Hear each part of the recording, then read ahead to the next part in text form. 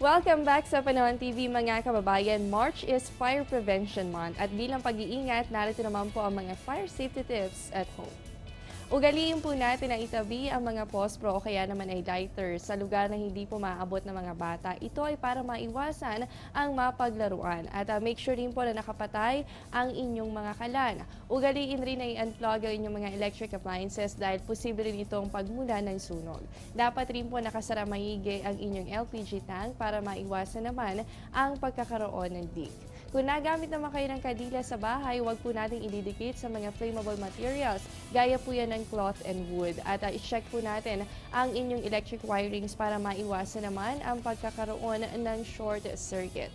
So ayan po ang ating fire safety tips. Tandaan na lahat ng yan upang hindi po mailagay sa peligro ang buhay ng bawat isa.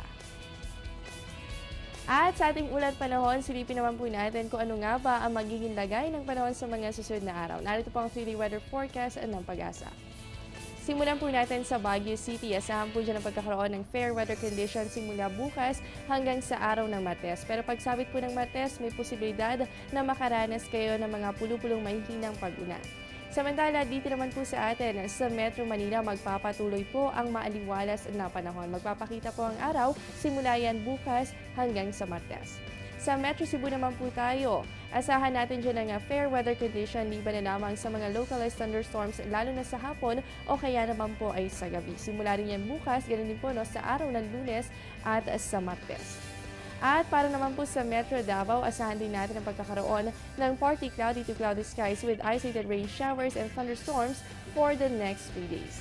At panghuli na lamang po natin sa Zamboanga City, asahan din po natin dyan ang good weather conditions sa susunod na 3 araw. At ang temperatura po natin, yan po ay nasa pagitan naman ng 24 to 34 degrees Celsius.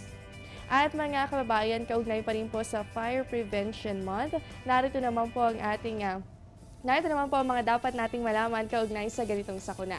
Maaaring pong maging sanhi ng sunog ang electric malfunction, leaks in LPG tanks, ganun din po ang gas and lamps at ang lit candles at ang mga naiwan pong nakasinding kalan. At kung sakali na maranasan ang ganitong sakuna, importante po ang pagiging kalmado. Sundin po natin ang stop, drop, and roll procedure. Stop, do not run, do not panic, and do not touch the fire. Drop to the ground, lie flat or lie down flat with legs out and cover your face.